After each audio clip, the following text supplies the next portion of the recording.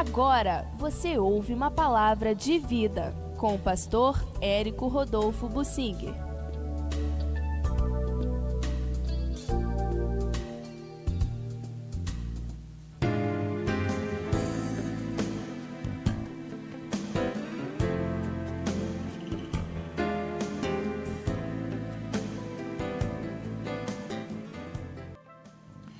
As causas das calamidades e o Brasil. Deus é o Criador de todas as coisas, Criador e sustentador do universo pelas leis da física, da química, da natureza, da astronomia que Ele criou. Deus é o sustentador disso tudo. Deus é quem dirige os fenômenos naturais. Se o sol aquece mais, é porque Deus está fazendo isso acontecer. Se o mar se agita, é Deus. Se vem mais chuvas ou menos chuvas, é Deus quem está fazendo isso. Ele não delegou a Satanás e não entregou à própria sorte o mundo. A Bíblia diz que Deus criou, mas Ele mantém a criação sustentando o universo pela palavra do seu poder. Deus, então, continua sendo o controlador da natureza. Mas por que a natureza está piorando? Consequência do pecado, com a permissão de Deus. E nós podemos ter certeza que daqui por diante a situação da natureza só vai piorar em todos os sentidos. E para cumprir a palavra de Deus, nós estamos prestes a entrar na grande tribulação, em que os fenômenos da natureza vão se multiplicar em catástrofes e calamidades que vão desabar sobre a humanidade. Nós estamos experimentando no Brasil uma onda de chuvas, enchentes, temporais, deslizamentos, desmoronamentos. Deus está tentando falar conosco assim. Ainda Deus não pôs a mão sobre o agronegócio do Brasil, mas pode vir também nessa área com pragas e doenças nas plantações, isso pode acontecer, bem como o rebanho de gado do Brasil, que talvez seja o maior do mundo, também pode vir pragas sobre o gado, doenças, isso não é difícil, estão doenças por aí e outras podem vir. Deus pode pesar a mão sobre o Brasil de diversas maneiras. Deus continua sendo o controlador da natureza no mundo inteiro. Ele não abriu mão disso e nem entregou para Satanás.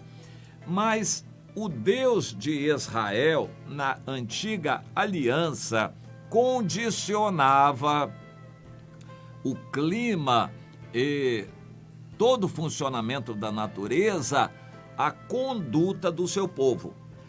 A conduta do povo de Israel é que determinava o que iria acontecer. Se eles fossem fiéis a Deus, a chuva viria a seu tempo, o sol também, da sua maneira mais produtiva, e tudo aconteceria para o bem. A natureza não se voltaria contra o povo de Deus. Pelo contrário, a natureza favoreceria o povo de Deus. Seria uma terra que manava leite e mel, uma terra de fartura, de abundância, de variedade, uma terra de coisas boas para o israelita se eles andassem na presença de Deus. Mas o resultado é que Deus teve que pesar a mão, muitas partes ficaram desertas, a água faltou, secas vieram, muitas mortes. Deus teve que fazer isto. Em Romanos, no capítulo 8, nós encontramos que toda a natureza, toda a criação geme e suporta angústias como consequência do pecado, aguardando o perdão desses pecados para que a natureza seja restaurada, o que será no milênio. Mas, por enquanto, a terra está em degeneração como consequência do pecado. Toda a terra. E Deus está continuando a falar com essa linguagem da natureza para ver se desperta o seu povo. Não adianta, a experiência mostra, e a Bíblia também nos dá respaldo para isso, não adianta tentar despertar os que não creem em Deus. Eles continuarão sem crer. No Apocalipse, nós lemos, durante a grande tribulação, o auge do sofrimento que vai ser imposto à humanidade, com todas aquelas grandes pragas que vão matar uma grande parte da população do mundo. Nem assim ninguém vai se arrepender de seus pecados e vai se voltar para Deus. Isto na grande tribulação, com todas as calamidades piores que vierem, e as pragas e os últimos flagelos trazidos por Deus. Nós ainda não chegamos lá, mas Deus já está ensaiando isto, como que dando umas palmadinhas no seu povo. Uma chuvarada, uma calamidade, um terremoto aqui, um tsunami lá, uma praga, uma doença aqui, uma pandemia. Isso é palmadinha que Deus está dando no seu povo, porque não adianta tentar bater nos que não creem em Deus, eles não vão entender. Mas o povo de Deus teria que entender. O fato é que não está entendendo. Eu quero ler um pouquinho de Amós capítulo 4, que traz alguns princípios nesse relacionamento de Deus para com a humanidade, inclusive para com o Brasil. A partir do versículo 4, o Senhor, ironicamente desafiando: vocês são religiosos? Vocês gostam de religião? Então venham a Betel, onde tem o bezerro de ouro, e continuem com a religião de vocês, transgridam mesmo. Cada manhã tragam os seus sacrifícios, de 3 em 3 dias os dízimos. Ofereçam sacrifício de louvores, aquilo que é levedado, e apregoem ofertas voluntárias, publiquem essas ofertas, divulguem para todo mundo saber, porque vocês gostam disso. Interessante. Nós encontramos hoje no Brasil um evangelho midiático. Os grandes pregadores são aqueles que divulgam seus ministérios, suas falas bonitas, suas pregações maravilhosas.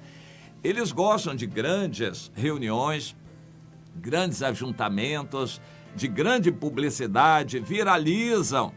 Existem desses grandes pregadores aqueles que cobram para pregar, exigem publicidade, querem retransmitir e querem divulgar tudo aquilo. Entre outras coisas que eles exigem para pregar no lugar, está uma grande quantidade de divulgação, de publicidade sobre eles. Eles querem ser engrandecidos, exaltados, e então vão pregando aqui, ali, acolá, no intuito de pedalar a sua publicidade. Eles querem viralizar, eles são os grandes. O Senhor está zombando dessa gente e diz: povo, ouçam mesmo esses aí, pregadores de ilusões, profetizadores de engano, porque vocês gostam disto. Continuem nessa religião, mas saibam que eu sou o Senhor e eu continuo no controle de tudo. Então o Senhor diz aqui: vocês vão continuar nessa religião de vocês, mas eu vou continuar a agir. Então, a partir do versículo 6, o Senhor diz: eu deixei vocês de dentes limpos, ou seja, sem comida, em todas as vossas cidades, com falta de pão. Contudo, vocês não se converteram a mim, disse o Senhor. Isso ainda não acontece no Brasil. O Brasil não passa fome. Pouquíssimas pessoas têm alguma falta, mas se eles forem humildes e saírem a pedir, procurar em outro lugar, eles vão achar, vão conseguir. Alguém momentaneamente pode ficar sem comida, mas tem parentes que têm dinheiro, têm comida e não vai faltar. Ainda há no Brasil uma quantidade imensa de desperdício de alimento. O Brasil produz por ano mais de 1 tonelada só de grãos por cada pessoa. 1 tonelada. É claro que a gente não come nem a 10ª parte disso. Fora leite, verduras, frutas, carnes, etc, etc. Só de grãos, mais de 1 tonelada por pessoa por ano. Ou seja, o Brasil é um país de grande fartura. Só que exporta a maior parte, mas mesmo a parte que fica aqui dentro também não é dividida igualmente pelos brasileiros. Mas, de qualquer forma, o Brasil não é um país onde há falta de comida. Pode ser que pelo preço alto, algumas pessoas não tenham dinheiro para comprar, mas se você for no supermercado, ele está abastecido, está cheio, governos estão dando cestas básicas. Aconteceu a calamidade em Petrópolis, inundaram a cidade de cestas básicas vindas do Brasil, comida se perdeu lá e está se perdendo ainda.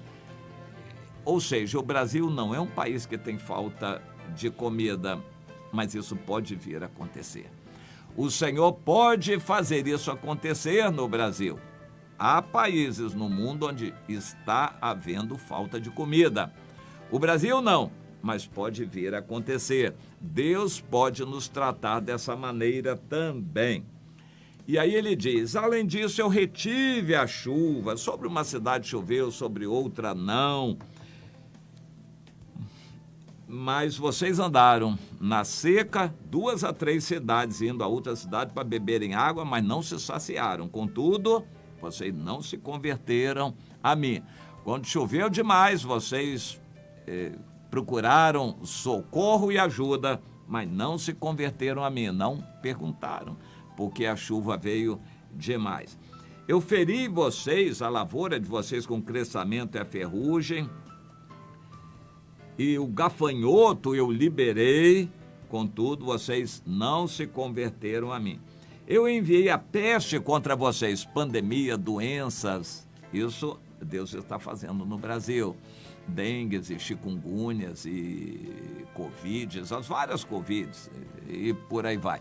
Deus está permitindo tudo isso vir para sacudir, despertar o povo, para ver se vocês se voltam para mim, mas ainda não se voltaram para mim. Eu suscitei a guerra, subverti algumas cidades e como um tição arrebatado da fogueira, mas vocês não se converteram a mim. Isso ainda não acontece no Brasil. Existem muitos assaltos e assassinatos, mas isso no crime ainda não é uma convulsão social, mas vai ser uma guerra civil. Então o Brasil tem muito ainda para ver da mão de Deus se o povo que se chama pelo seu nome não se voltar para ele. Mas não está se voltando. Continuam com a mesma religião de aparência. Agora eu quero colocar um marco aqui. Existem eleições marcadas para o Brasil neste ano. Eu estou falando há 6 meses das eleições. Essas eleições, se elas transcorrerem normalmente, é porque Deus não está atuando nesse processo. Mas se Deus é Deus e Ele quer despertar o seu povo, então Ele vai fazer calamidades acontecerem antes das eleições. Várias dessas coisas aqui, dessas calamidades listadas em Amós no capítulo 4, devem acontecer antes das eleições. Se não acontecerem, ou se forem só coisas normais, coisas, uma chuva aqui, uma coisinha ali, que vai acontecer, se isso for assim, e as eleições transcorrerem normalmente, então o povo que se chama pelo nome do Senhor vai se empolgar com a política, vai cair de braçadas em cima dessa política. O povo de Deus vai namorar a política. Essa religião de publicidade se encaixa muito bem com política. Um grande pregador que reúne multidões, que prega o que o povo quer ouvir, facilmente ele faz aliança com a política. Ele elege um filho, um parente. Igrejas são assim. Os grandes da religião gostam da política. e Deus vai ficar parado? Não. Então, eu digo aqui, o versículo 12 vai também acontecer no Brasil. E o Senhor diz, Amós 4, versículo 12, portanto, assim te farei, ó Israel, povo meu, e porque isso te farei, prepara-te, ó Israel, para te encontrares com teu Deus. O Senhor diz, eu vou continuar a agir. Então, o que Deus tem feito com calamidades, ele vai continuar. O Brasil vai experimentar calamidades de várias naturezas. Eu vou repetir, fome, chuva demais, chuva de menos, e peste na lavoura, peste nos animais, gafanhotos devoradores, e guerras e convulsões, mortes e assassinatos. Tudo isso Deus vai fazer acontecer junto com os demais fenômenos da natureza para despertar o povo de Deus no Brasil, que ainda continua do mesmo jeito e não se voltou para o Senhor. Isso é o que deve acontecer, entenda.